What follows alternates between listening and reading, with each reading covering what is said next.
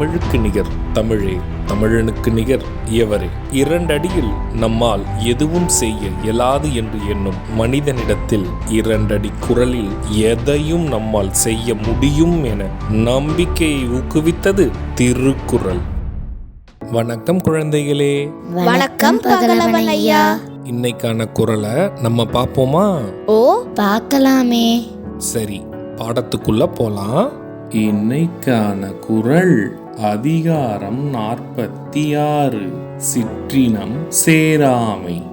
குறள் எண் 455.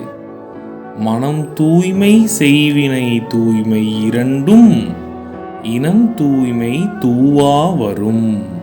ஐயா, நீங்க சொன்ன இந்த குறளோட பொருள் என்ன? இதுக்கான பொருள் மனதால் தூயவராக இருப்பதும் செய்யும் செய்கைகளில் தூய்மை பெறுவதும் அவரவர் சார்ந்திருக்கிற இனத்தின் தூய்மைக்கேற்பவே அமையும். இதுக்கு ஒரு உதாரணம் சொல்லுங்களேன்.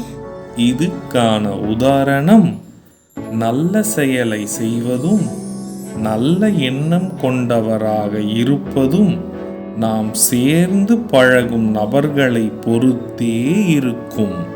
நான் சொன்னது உங்களுக்கு புரிஞ்சுதா தீரன், இலக்கியா?